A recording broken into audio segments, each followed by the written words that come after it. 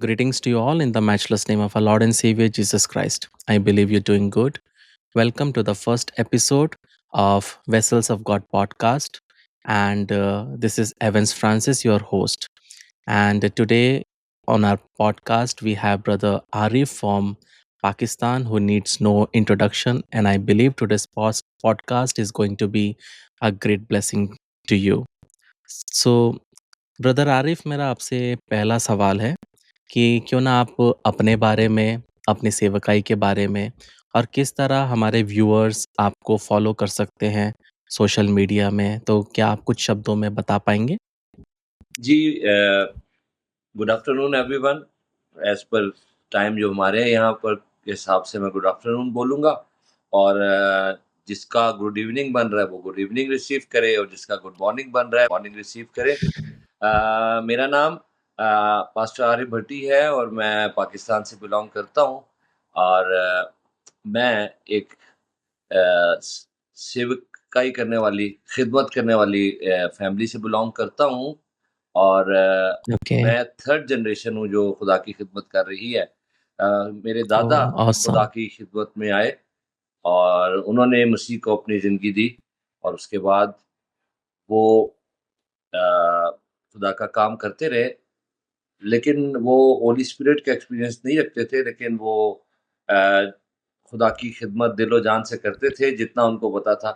और ओके। 1969 में हमारी पाकिस्तान में सियालकोट में जो रिवाइवल आया था, वहाँ से एक प्रॉफ़िट हमारे घर आए थे। तब तो ख़ैर मेरा नामो-निशान ओके। दुनिया में नहीं था। मैं बाद में पैदा हुआ 1978 में, but my father was there. जी। He was part of that family and खुदा के उस सेवक ने वो जो प्रॉफ़िट आया था उसको मेरे दादा का नाम बताया खुदा ने और मेरे चाचू का भी नाम जी। बताया। जैसे शमूएल नबी को भेजा गया था और कहा गया था बिल्कुल। जैसी से खुदावंद ने उसने आके कहा कि तेरे बेटों को बुला। तो वो आखिर में दाऊद आया था, तो उसने कहा यही है। तो इसी तरह मेरे चाचू जो हैं वो he is now a pastor in UAE. So ये सारा कुछ हो रहा था, तो ओके। उन्होंने जो मेन मैसेज दिया था ये कि ये रोज़ाना दुआ कर रहे थे कि एक्ट्स चैप्टर 2 में क्या लिखा है। ये कैसे ये आज लिखा तो है कि आने वाली जनरेशन को भी एक्सपीरियंस होगा होली स्पिरिट का। तो जी। हालाँकि उस वक़्त कुछ नहीं था पता, बहुत ही ये चीज़ नहीं थी। तो फिर वो जब प्रेयर शुरू हुई तो वो होली स्पिरिट उधर ये हमारे जो सिटी है उसमें पहली फैमिलीज़ में से हमारी फैमिली थी जिनको पेंटिकॉस्टल रिवाइवल जिसमें आया और विदिन अ ग्लोरी टू मंथ गॉड। पूरी सिटी में स्प्रेड हो गया वो रिवाइवल। और बहुत बड़े-बड़े मिरेकल्स ब्यूटीफुल। इवन हमारी मुस्लिम कम्युनिटी में ज़्यादा होना शुरू हुए। ओह। वो उनके घरों में जो इविल स्पिरिट होती थी, जहाँ पे भी इबादत हो रही होती थी, सर्विस हो रही होती थी, ओके। वहाँ घरों के अंदर इविल स्पिरिट चीखना शुरू हो जाती थी क्योंकि वो खुदा का ऐसा अनॉइंटिंग रिवाइवल था जो एक क्लाउड की तरह जी। मूव कर रहा था जहाँ-जहाँ ये लोग जा रहे थे। अब उसी में 10 इयर्स बीत गए, तो उसके बाद एक अगली जनरेशन आ गई। मैं, मेरे भाई जी। और हम लोग उसी माहौल में जब बड़े हुए तो बस छोटे ही से थे 5-5 6-6 साल के, तो जब चर्च में मैसेज दिया जा रहा होता था तो कहा जाता था कि ये रेफ़रेंस कौन पढ़ेगा? तो हम पढ़ रहे होते थे। लोग के ये भी समझते थे कि जी। पता नहीं है इनके दादा और इनके वो डैडी इनको बता के लाते हैं कि कौन-सा वाला है। वो इस तरह से हुआ। तो ख़ैर ये सारी चीज़ें बताते हुए साथ-साथ ये कहना चाहिए कि it's all by his grace. We can not boast on anything amen. And we should not, जी। because there are so many discrepancies in our lives that we cannot boast. We know that whatever we are by His grace and will be. तो true. उसके बाद फिर जब मेरा जो personal encounter Christ के साथ हुआ, क्योंकि ये तो वो मैंने बताया कि हमें बाइबल में और खुदा के माहौल में ही हम बढ़ रहे थे, हम उसमें ही थे। जी। ये 1987 में, क्योंकि हम जाते थे चर्च अपने बड़ों के साथ और लेकिन एक्सपीरियंस नहीं था खुदा का। तो इस वजह से जब जी। थे, एज तो मेरी कम ही थी उस वक़्त, ज़ाहिर है I was just 8-9 years of age. लेकिन उसमें भी अगर आपको साल्वेशन का एक्सपीरियंस हो न्यू बर्थ का, तो आपका कम से कम दिल करता है, आपका रूह करता है, आपकी स्पिरिट कहती है कि बस ये चीज़ अच्छी है, मैंने ये करनी है। तो एक बच्चा होते बिल्कुल। हुए हम बस जब कभी बाहर जा रहे हैं, अंदर आ रहे हैं, बस टाइम पास करते थे। तो एक चर्च सर्विस में मेरे फादर जी ने मैसेज दिया था, that was about the city of Nazareth, that it was a okay. humble city and out of Nazareth came Christ. So the question was raised that can anything good come from Nazareth? So देखिए मुझे message भी याद है। बस वो कुछ खुदा का जी, अजीब बिल्कुल। काम हुआ कि मैं छोटा-सा था, मुझे समझ आना शुरू हो गई और उसके बाद वर्शिप स्टार्ट हुई। वर्शिप स्टार्ट हुई तो मुझे जी, नहीं पता क्या हो गया कि बस दिल चाह रहा था कि ये वर्शिप कभी खत्म ना हो। और उसके बाद 1989 में, क्योंकि that was experience of new birth, जी। जिसका मैंने अभी बोला है। फिर 1989 आ गया, 2 साल गुज़र गए, हम लोगों ने वाटर बैप्टिज़्म तब लिया और तब मेरी okay. 11 years of age I was. एक कन्वेंशन थी, ओह! एक कैनेडियन खुदा की बहुत ज़बरदस्त प्रीचर आई हुई थी, सिस्टर एलिस उनका नाम। उनकी मीटिंग्स ओके, में मैंने वाटर बैप्टिज़्म दिया था और फिर मेरे भाई को होली स्पिरिट का बैप्टिज़्म हुआ उस मीटिंग में, तो मुझे ना हुआ। मैं बड़ा रोया, मैं घर ओके। गया, मैंने कहा ये क्या हो गया? हमारा 3 2 ढाई साल का ही फ़र्क है। तो वो भी प्रीचर हैं, आबिद रॉजर्स उनका नाम है। मैं आबिद रॉजर भट्टी उनका, जी, और मेरी बहन भी, वो भी सेवक है। तो हम 4 बहन-भाई। तो ओके, मैं बड़ा परेशान हुआ कि वो, फिर मैंने बहुत पूरा हफ़्ता प्रेयर करता रहा कि मुझे भी यही चाहिए। और फिर एक प्रेयर मीटिंग हमारे घर में हुई 7 डेज़ के बाद, उसमें मेरा नाम लेके मुझे आगे बुलाया गया कि इसको खुदा बरकत देना चाहता है, और जैसे मुझ पे हाथ रखे, तो I got filled with the Holy Spirit, और that night me and my brother we started praying 10 o'clock at night after that service, and in the morning 4 o'clock my grandfather came in the room and he told us to sleep, कि बस अब सो जाओ। तो फिर भी वो experience ऐसा है जो आज तक भूलता नहीं, वो जो हुआ उस नाइट, कि हम छुप के ओके। ड्राइंग रूम में जाके छुप के प्रेयर कर रहे थे, और सुबह के 4 घंटे और हो गए, 8 बज गए, और उसके बाद हम लोगों के ज़रिए उसी तरह का रिवाइवल शुरू हो गया जैसा हमारे फादर और उनके बहन-भाइयों के ज़रिए आमीन। हुआ था, कि people were coming and getting filled with God's glory. और I was just 13 years of age when the Lord started using me in other cities. सो हम जाते थे, हालेलुया! मैं और मेरा भाई। सो अब लगभग आप अंदाज़ा लगा लें कि 87 से लेके अब तक जी, कितने साल हो गए होंगे।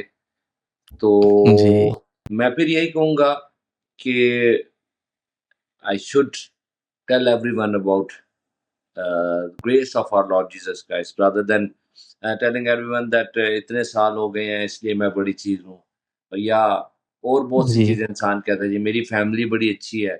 हम इन चीज़ों का बता सकते हैं कि कैसे हुआ, जी, कैसे-कैसे हुआ, वो तो बताना था, you have asked the question, तो बताना ज़रूरी था। लेकिन हम जब एग्ज़ैक्टली। ये बोलेंगे, जब प्रीच करेंगे तो ऐसा कुछ नहीं बताएँगे, हम यही बताएँगे कि I was a Sinner saved by his grace and everyone can be saved. आमीन, So this is one thing. आमीन। लंबा कर गया मैं जी। जवाब, लेकिन अब क्या करें? बताना तो नहीं, नहीं, ये इस पॉडकास्टिंग में कोई टाइम का लिमिट नहीं है। जैसा हाँ जी, पवित्र आत्मा अगुवाई करता है, चाहे वो 15 मिनट हो या डेढ़ घंटा हो, वो टाइम का कोई इश्यू नहीं है। Praise the Lord. तो ब्रदर, तो पास्टर, हमें ये बताएँ कि आप वर्शिप लीडर या वर्शिप करना कैसे स्टार्ट किया? Like what inspired you? जब हमारी टीम रिसर्च कर रही थी तो हमने ये देखा था कि उन्होंने बताया हमको कि आप 9 साल में आपने प्रभु को अपना जीवन दिया हुँ, और 11वाँ साल में आपको पवित्र आत्मा का बपतिस्मा मिला और इतने कम उम्र में आप परमेश्वर के करीब आए क्योंकि घर का माहौल वैसा था। हुँ, तो आप कुछ आपके पापा के बारे में भी बता सकते हैं कि वो कैसे थे? मतलब उन्होंने आज के टाइम पे जब हम देखते हैं कि फैमिलीज़ टूटती जा रही है, फैमिलीज़ का कोई वैल्यू नहीं है।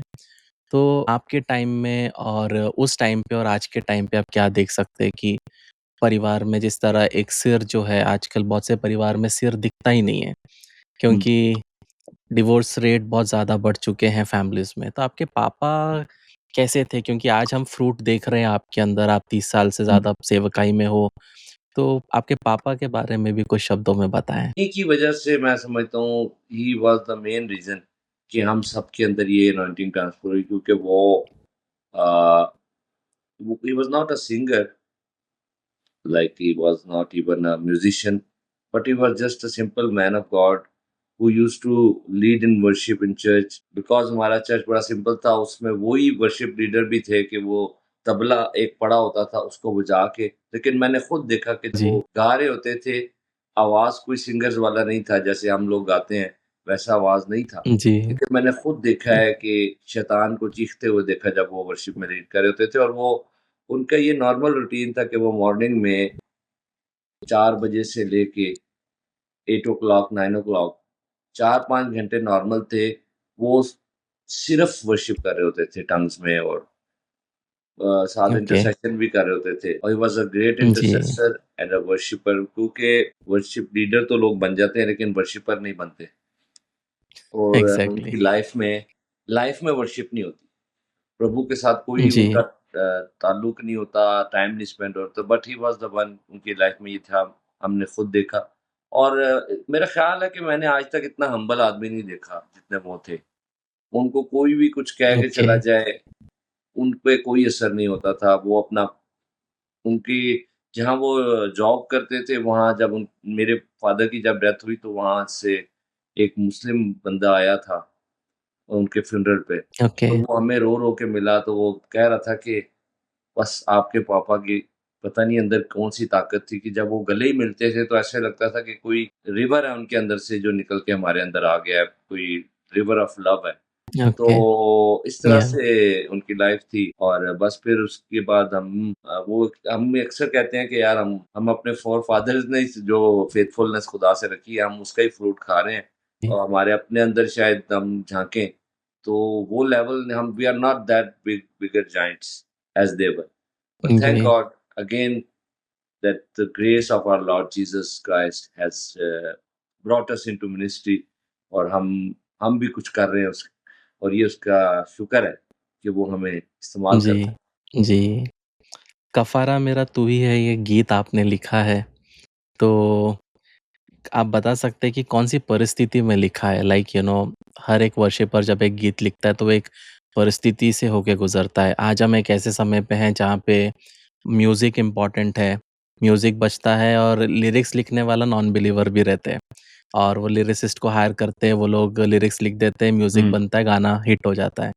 आज बहुत कम लोग हैं जिनके गाने में हम पवित्र आत्मा के सामर्थ को या उसके पवित्र आत्मा के प्रेज़ेंस को फ़ील कर सकते हैं। तो हम भी ये सॉन्ग हमारे चर्च में लेते हैं, कफ़ारा मेरा तू ही है and it's a great blessing और हम उसमें महसूस करते हैं परमेश्वर के सामर्थ को।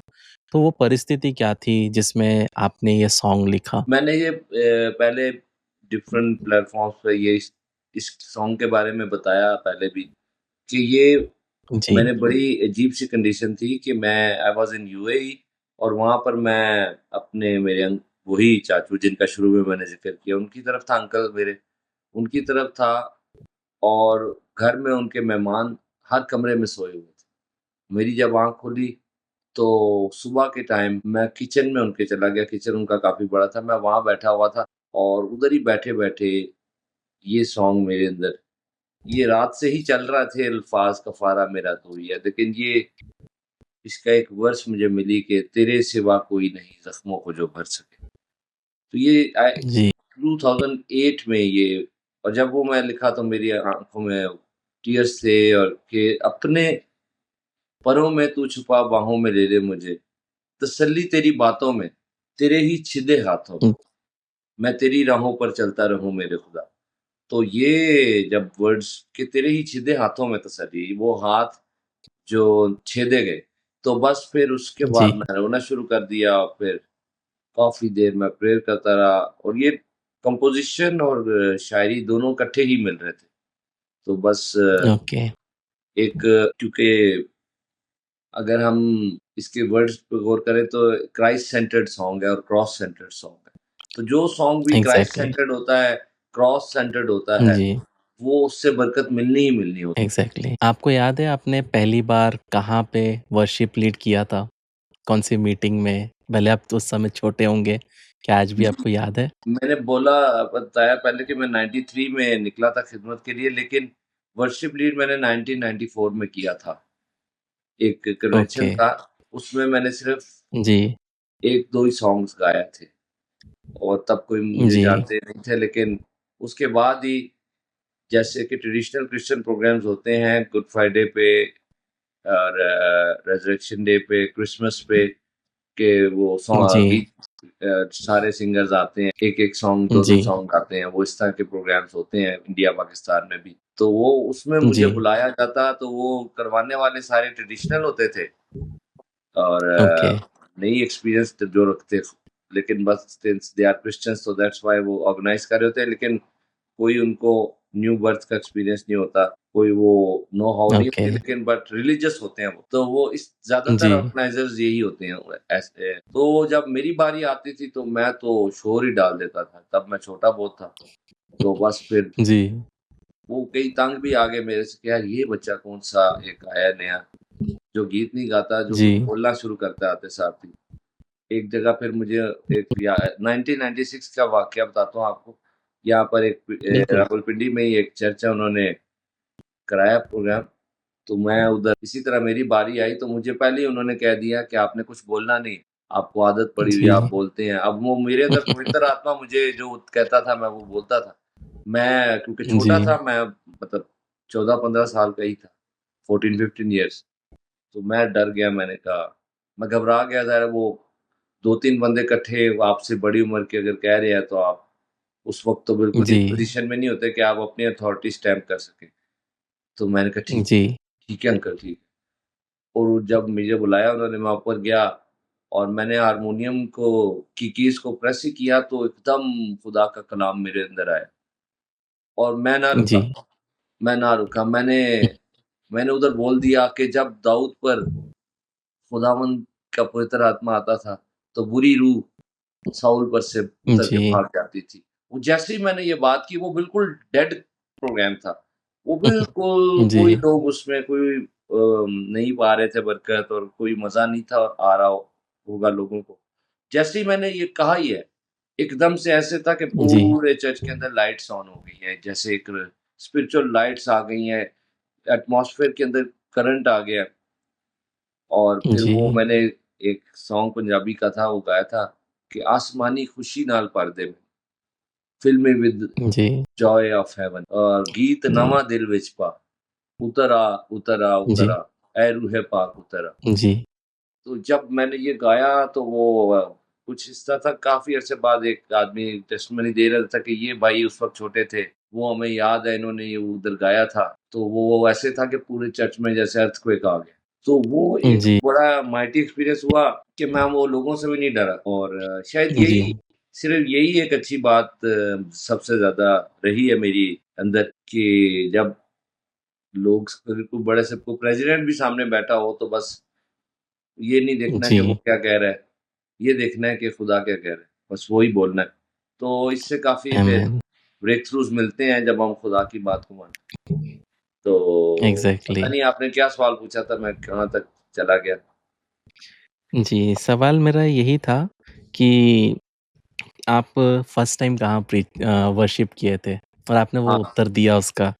हाँ, जी, हाँ, ठीक है। तो अभी आज के टाइम पे हम जब देखते हैं तो बहुत सारे लोग इवन चर्चेस में भी यही होता है कि जब बच्चा जवान रहता है 14, 15, 16 वो चर्च एक्टिविटीज़ में बहुत ज़्यादा रहते हैं। लेकिन जैसे ही वो 12th क्रॉस करते हैं, ग्रेजुएशन होता है, फिर धीरे-धीरे फिर वो जॉब के इसमें चले जाते हैं एंड उनका फिर पर्पस पूरा जॉब हो जाता है और वो जो एक आत्मिक जीवन रहता है बच्चों का छोटे में, वो पूरा चला जाता है।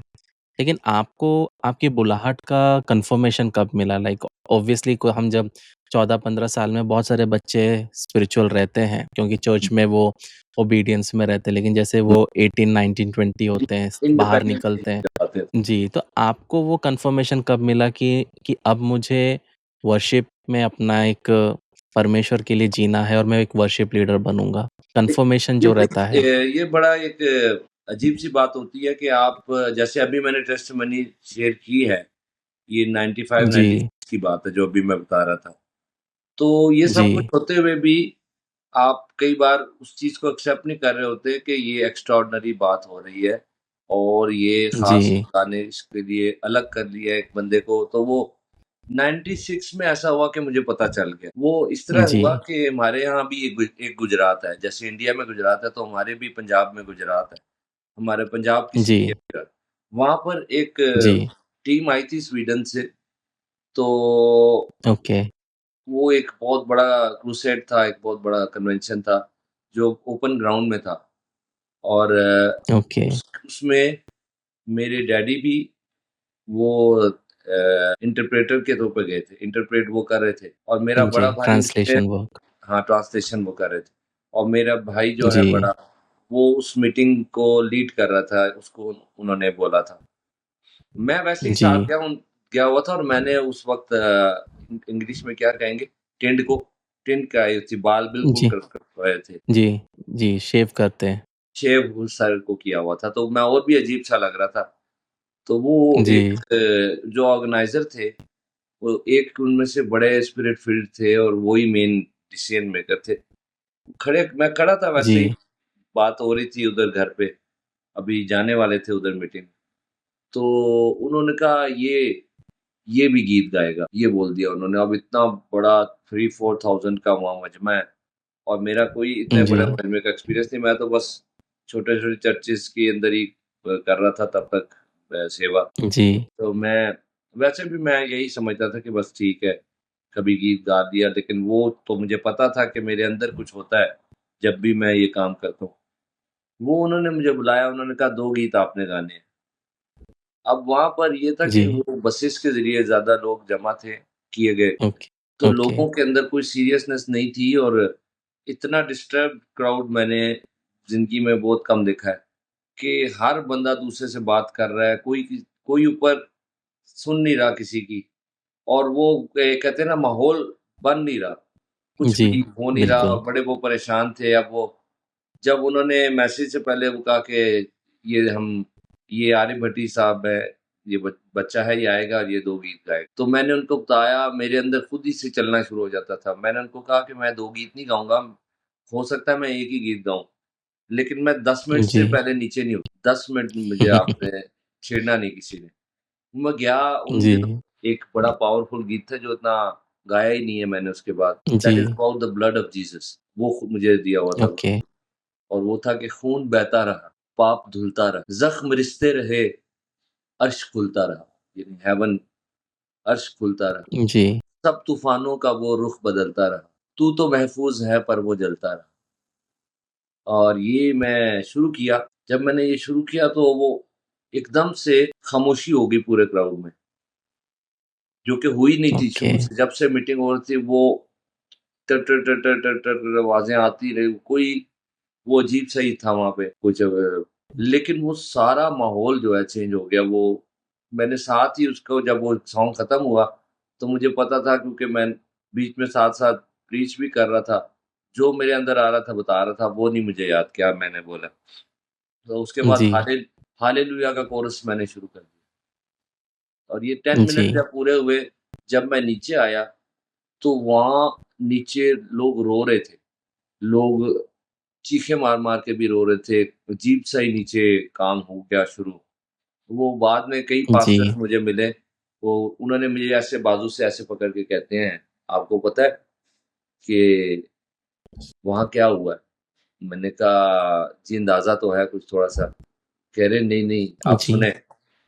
कह रहे हैं कि एक ऐसा काम हो कभी हुआ ही नहीं पहले, देखा नहीं हमने जो हुआ है, कि जैसे ही आपने गाना शुरू किया, तो नीचे कोई पावर थी जो आ गई थी जिसने हर एक को पकड़ लिया और बस फिर उधर से मैं बड़ा रोया इस बात पे, मुझे समझ गया आ गई।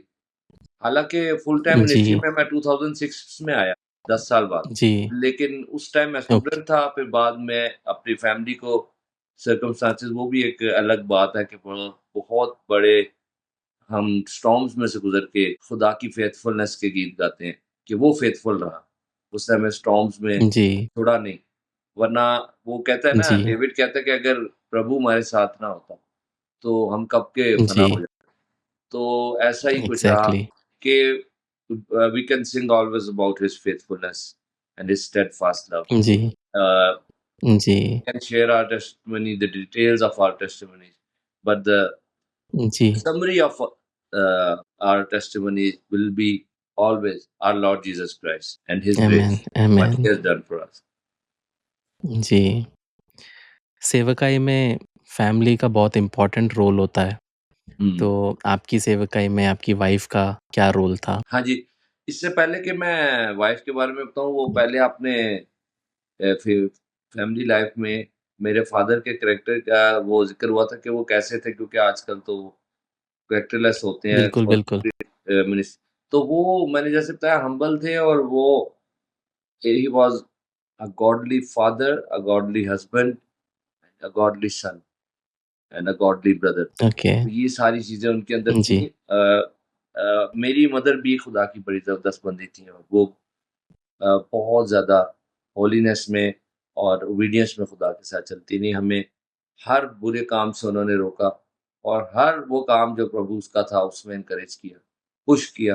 कई बार ओके। सख्ती भी करनी पड़ती थी तो की, कि नहीं, जी, माँओं का बड़ा, माँ अगर आपको अच्छी ना मिले फिर बड़ा मसला हो जाता है।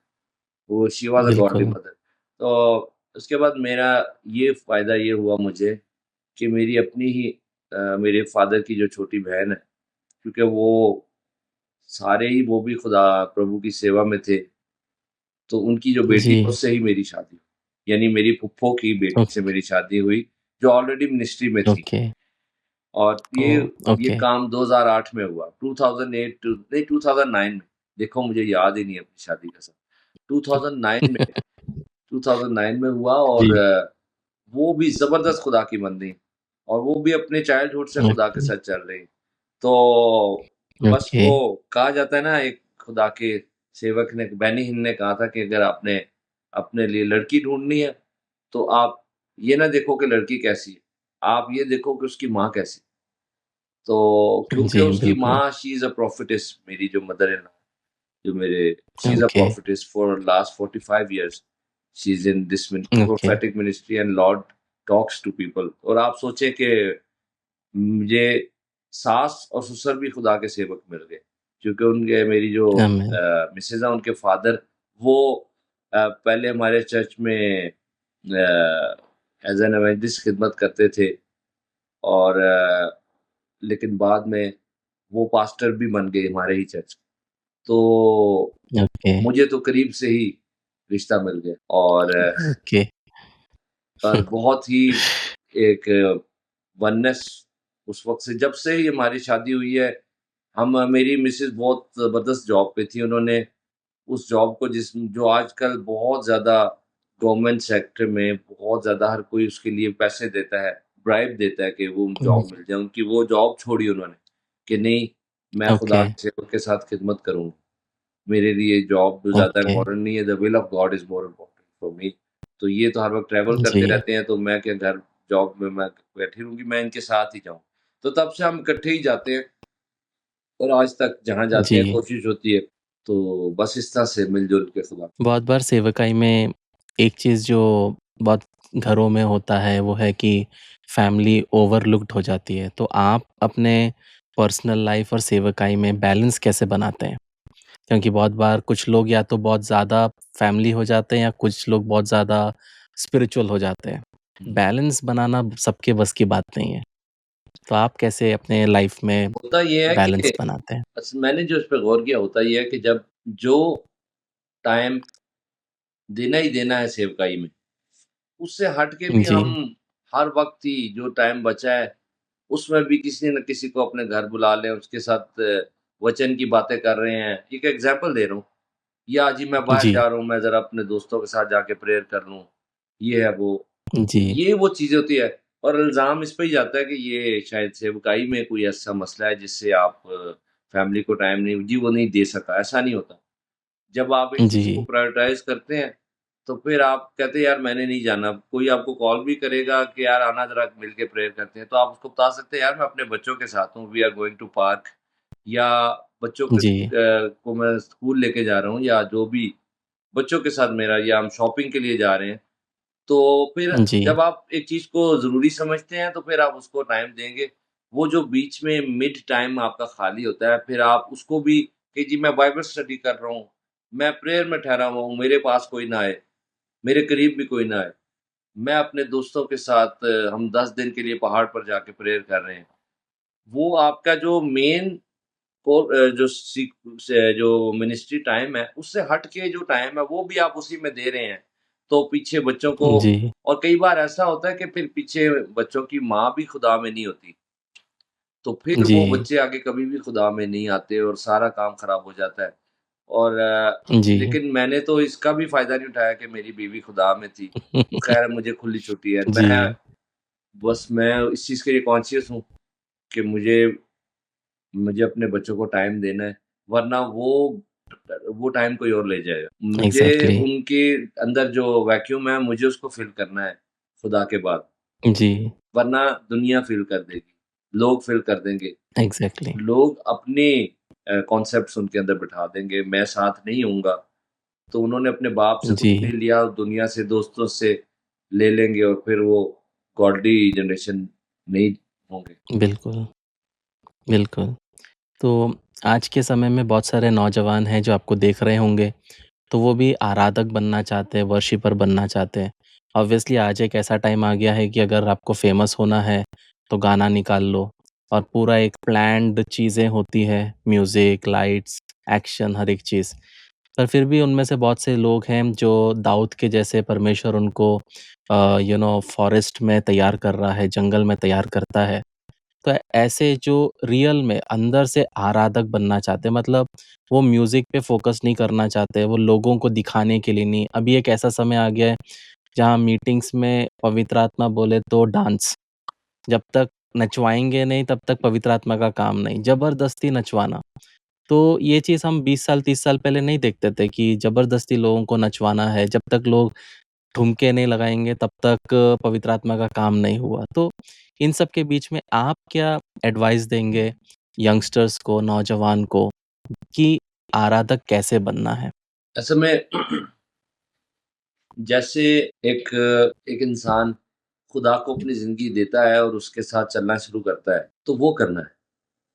एक मैं बिल्कुल ही सिंपल जवाब दे रहा हूँ, क्योंकि वो नहीं किया होता जी, और क्रिश्चियन बीइंग अ क्रिश्चियन एक इंडस्ट्री बन गई है, गॉस्पेल इंडस्ट्री कह सकते हैं अब, गॉस्पेल सिंगिंग इंडस्ट्री ही बन गई है अब तो, सॉरी टू से, जी, कि जिसमें अच्छा सॉन्ग बनाना है जैसे आपने बोला और उसको अपलोड करना है और उसमें उसको बूस्ट देना है और वो मशहूर हो गया जी, और अब जी, ये उसको ही सब बुला रहे हैं और वो गा रहा है, वो खुदा के साथ उसने अपनी ज़िंदगी वो एक्सपीरियंस वाली नहीं शुरू की, वो पर्सनल सेवियर के तौर पर नहीं जानता, उसको होली स्पिरिट की अनॉइंटिंग नहीं मिली, उसने चर्च में टाइम सेवा में नहीं गुज़ार रहा, वो एक सिंगर है बस वो मशहूर हो गया।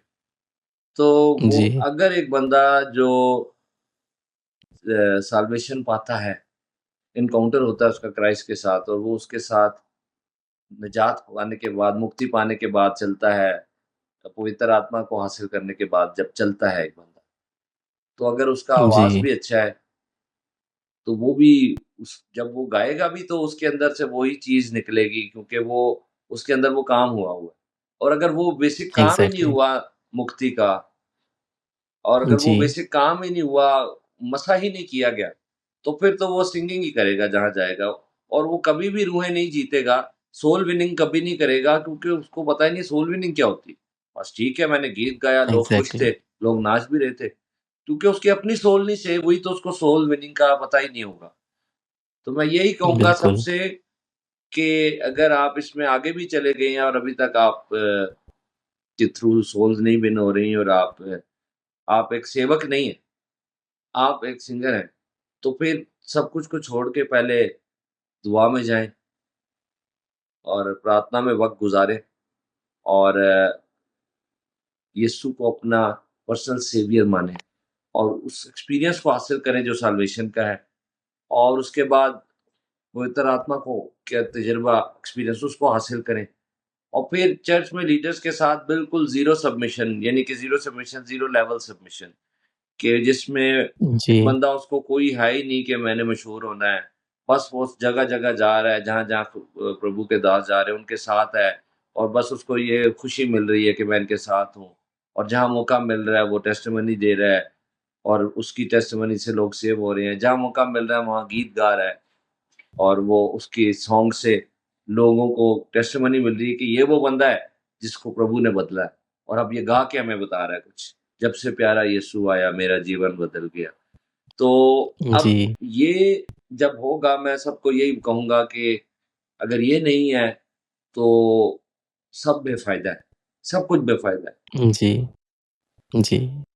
आपके जीवन में कोई मेंटर्स रहे हैं अपार्ट फ्रॉम योर फादर जिन्होंने आपको ग्रूम किया है आराधक बनने में बेटर हम सबको बेटर बनना है तो आपको एक बेटर आराधक बनने में ह्यूमनली किसी ने मेरे मदद किया है? मेरे जो मदर इन लॉ हैं और वो जी, उनके हस्बैंड यानी मेरे अंकल मेरे पास्टर साहब और मेरे वो अंकल चाचू जो दुबई में हैं, पास्टर हैं, जिनके बारे में मैं बताया था प्रोफ़ेसी हुई थी। वो लोग हैं जी, और हमारे एक और आप कहेंगे यार इनके तो सारे अंकल ही हैं, कोई और नहीं तो ये मैं क्या करूँ? हमारी फ़ैमिली में ये ग्रेस जी, था कि इर्द-गिर्द भी सारी जितनी फ़ैमिलीज़ थी वो उनके अंदर और हमारे सारे कज़िन्स भी, वो सारे मिनिस्ट्री में। जी, तो ये सारे हमारी जी, फ़ैमिली के जो बड़े थे वो ही हमारे मेंटर थे, अपार्ट जी, फ्रॉम माय पेरेंट्स। जी। आल्सो आई हैवंट आप मेंशन कब my grandfather, my grandfather was okay. Also जब आप कोई मीटिंग के लिए तैयार होते हैं तो आप किस तरह तैयार होते हैं? Like if tomorrow you have a meeting और क्राउड डज़न्ट मैटर लेकिन आप अपने आप को कैसे तैयार करते हैं कि हुँ, भले वहाँ पे आपको 1 सॉन्ग गाना है या 10 सॉन्ग गाने हैं, आप अपने आप को कैसे तैयार करते हैं? हमें तैयारी जो है एक तो उस दिन जाने से पहले जो करनी है वो तो वही है कि आप प्रेयर में ठहरते हैं, प्रेयर करते हैं जी, और अगर आपने प्रीच भी करना है तो आप वो कलाम जो दिल में डाला है उसको तैयार करते हैं। ये तो हो गई ये तैयारी जो एक उस वक़्त वाली। एक तैयारी होती है जो आपकी हो रही होती है साथ-साथ डेली लाइफ़। आप डेली खुदा के वचन को पढ़ते हैं, डेली प्रेयर और फेलोशिप में रहते हैं। तो वो आपके ऊपर रंग एक जी, चढ़ रहा होता है, अनसीन रंग जो नज़र नहीं आ रहा। वो तैयारी बड़ी ज़रूरी है, कि आप डेली खुदा का कलाम एग्ज़ैक्टली पढ़ रहे हैं, वो आपके अंदर है, वो पड़ा हुआ है। आपको कई बार हम जी, इंसान हैं, कई बार आपको एकदम कोई कहता है कि अभी 1 घंटे में आओ और ये मीटिंग ले लो, तो तब आप क्या करेंगे? एग्ज़ैक्ट तब वही आपकी तैयारी काम जी, आएगी जो आप डेली लाइफ़ खुदा के साथ गुज़ार रहे हैं, रोज़ वचन को पढ़ रहे हैं, लोगों में उसकी टेस्टिमनी दे रहे हैं, प्रेयर में रोज़ वक़्त गुज़ार रहे हैं। यानी आपकी लाइफ़ प्रभु के साथ गुज़र रही है, वो लाइफ़ जो आपकी प्रभु के साथ गुज़र रही है, डिसाइपल्स यीशु के साथ फिर ही रहे थे, वो कोई कोर्स नहीं कर रहे थे। लेकिन उनका जी, उसके साथ होना ही उनकी तैयारी थी। When the lord left then exactly एक कमी रह गई थी, होली स्पिरिट नहीं था, फिर होली स्पिरिट भी आया। वो फिर बिल्कुल, कंप्लीट हो गया काम तो लेकिन वो बातें जो उन्होंने प्रभु से सुनी हुई थी, वही उनके अंदर से आगे निकल रही थी। उनका यही तैयारी जी, था कि वो हमेशा प्रभु के साथ रहें। तो हम भी हमेशा उसके साथ चलते रहें और कभी आपको 1 मंथ मिल जाता है, तो उसमें तैयारी भी कर लें उस मीटिंग के लिए। अगर 1 वीक मिल जाता है, वो उसके खिलाफ नहीं हूँ मैं, वो बहुत ज़रूरी है। लेकिन जी, क्या है कि अगर जी, आपके पास 1 ही घंटा है, फिर आप क्या करेंगे? तो इसलिए दोनों एग्ज़ैक्टली तैयारियाँ आपकी होनी चाहिए। जी, उसमें बने रहना बहुत ज़रूरी बने है। रहना। जी, जी। आप अपनी सेवकाई और गीतों के द्वारा क्या प्रभाव डालना चाहते हैं? लाइक हर एक सेवकाई के द्वारा कुछ लोग सेवकाई इसलिए करते हैं कि उनको नाम बनाना है, एक लेगेसी खड़ा करना है, मतलब एक ब्रांड बनाना है, आज के तारीख में बोला जाए तो। और आप अपने गीतों के द्वारा जब आप गीत लिखते हैं, तो आप क्या इम्पैक्ट करना मोटिव क्या रहता है आपका? मैंने एक सॉन्ग लिखा था, अब वो इस तरह से था और वही इसका आंसर है। मैं छुपूँ और नज़र मुझ में तू ही तू आए। मैं छुपूँ और नज़र मुझ में तू ही तू आए। मेरे जीवन से तेरे प्यार की खुशबू आए। मेरा शाफ़ी भी मेरा ब्यूटीफुल। ज़िंदा मसीहा तू ही। जब भी लूँ नाम तेरा, सब पे तेरा रूह आए। मेरे जीवन से तेरे प्यार की खुशबू आए। तो होना ही यही मोटिव चाहिए हर सेवक का, चाहे वो गा के नहीं भी खिदमत करता, वो प्रीच करके, बोल के करता है। जिस मीडियम से भी करता है, वो क्या कहता है पॉल कि ज़िंदा रहना मेरे लिए मसीह है और मरना वरना उसका फ़ायदे की पाना है। बात है, नफ़ा है। तो हम कहते हैं एग्ज़ैक्टली। जीते हैं तो उसी के लिए जीते हैं, मरते हैं तो उसी के लिए मरते हैं। जिएँ या मरें, जी, हम उसी के हैं। तो ये बहुत ज़रूरी है कि हम उसके लिए जिएँ, वही हमारा मकसद हो, वही हमारा गोल हो। पॉल कहता है मैं निशान की तरफ दौड़ा चला जाता हूँ। और जी, मोसेस के बारे में लिखा है कि उसने सारे इजिप्ट की ट्रेजर्स को उसने ठुकरा दिया, क्योंकि उसकी नज़र जी, अजर पाने पर थी, आसमान पर उसकी नज़र लगी हुई थी कि ऊपर मुझे अजर मिलेगा, ऊपर मुझे जी, वो उसका फ्रूट मिलेगा। और वो अजर क्या है? वो अजर डेविड बताता है साम 16 में कि खुदावंद ही मेरा अजर, the Lord himself yes, is my reward. जब मैं आसमान पे जाऊँगा तो जी, वहाँ मेरा रिवॉर्ड जो है, जो मुझे मिलेगा वो जी, lord Jesus Christ himself is my reward. So यही जी, यही बात है कि हमारे लिए यही सबसे बड़ा हुआ है वाक़या। हमारे लिए जो सबसे दुनिया में जी, बड़ा हमें गिफ्ट मिला है वो ये है कि वी नो क्राइस्ट, कि हम जी, उससे जान गए हैं और यही सबसे जी, बड़ा खजाना है। यही वो बात है जो एग्ज़ैक्टली। मैक्सिमम इस दुनिया में किसी के साथ हो सकती है। होता है ना कि अब मैंने यहाँ तक पहुँच गया, अब इससे ऊपर मैंने कुछ हासिल करना है। लेकिन जिसको क्राइस्ट मिल जी, गया है, उसको पहले ही द हाईएस्ट थिंग मिल गई है। उसने पहले ही हाईएस्ट पीक ट्रू। पे है वो।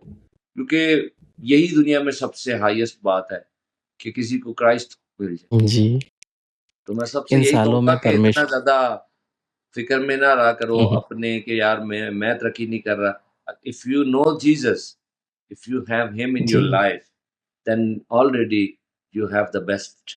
या इतने सालों में परमेश्वर ने सेवकाई के ज़रिए आपको बहुत कुछ सिखाया होगा। लेकिन अगर मैं पूछूँ कि एक वो चीज़ आपको बताना है कि इतने साल की सेवकाई में आपने सीखा है परमेश्वर के साथ चलना और क्या वो एक चीज़ आप क्या बताओगे? वो एक चीज़ ये है कि always stay humble, always remain okay, like low profile. आज जो हो गया है जी, मसला कि एक एक बंदा उठता है और वो कहता है कि मुझे वो रेवलेशन मिला है जो सारी दुनिया में किसी को नहीं था मिला। और सब जी, उसके पीछे इकट्ठे हो जाते हैं कि ये हमारा प्रॉफ़िट है, ये हमारा, यानी कि वो क्राइस्ट सेंटर्ड नहीं, वो उस प्रीचर को ही मानने लगते हैं। एक नई मिनिस्ट्री बन गई है, एक डिसेप्शन जी, स्टार्ट हो गया है, क्योंकि वो खुद भी हम्बल नहीं है एग्ज़ैक्ट और आगे भी वो लोगों को यही सिखा रहा है।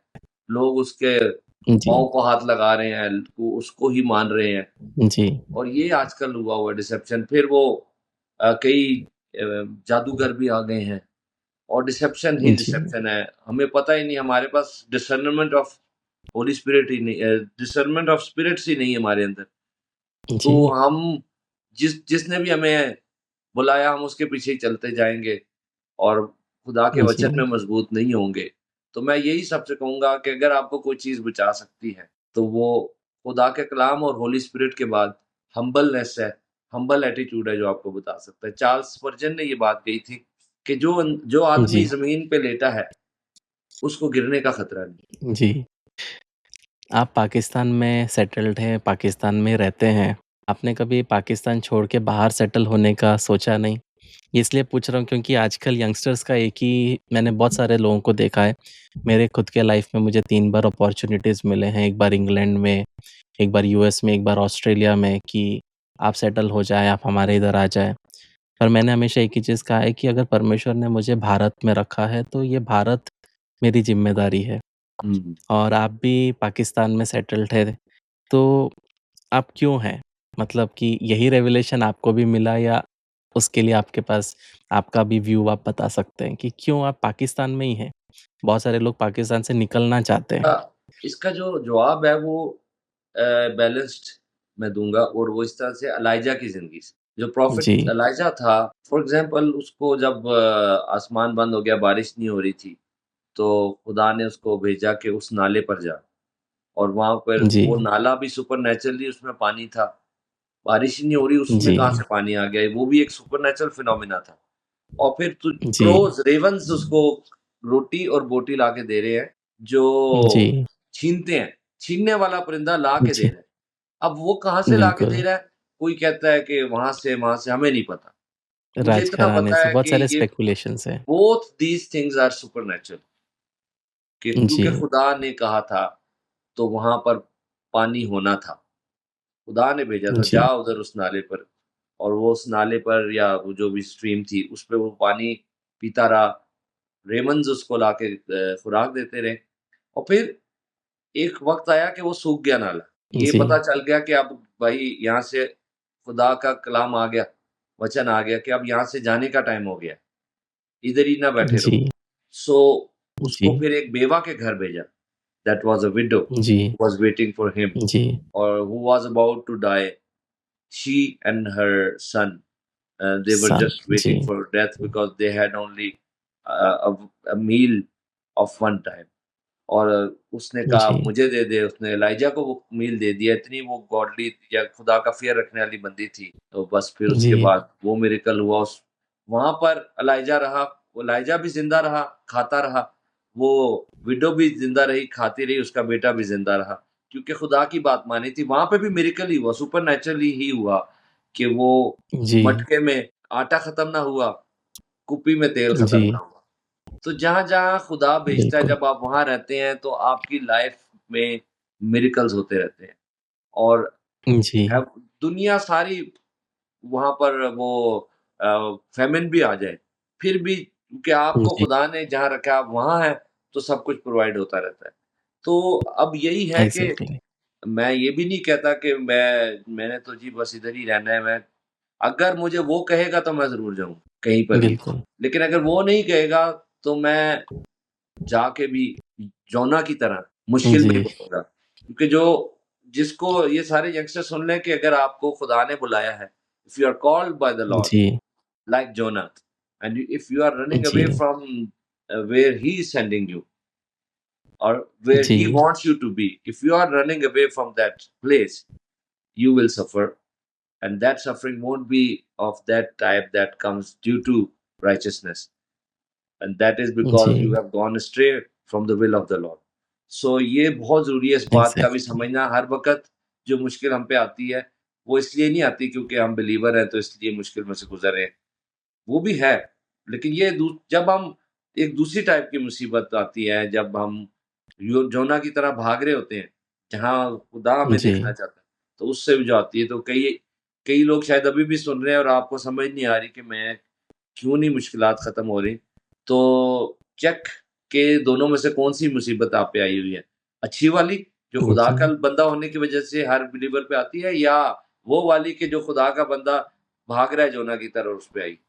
सो ये बहुत इम्पोर्टेंट है। जी, आप अगर इंडिया में हैं, मैं पाकिस्तान में हूँ, हमें अभी तक कोई आवाज़ नहीं आई खुदा की, कि यहाँ से चले जाओ। जी, जब वो कहेगा तो ज़रूर जी, जाएँगे, लेकिन अभी लगता बिल्कुल, नहीं। जी।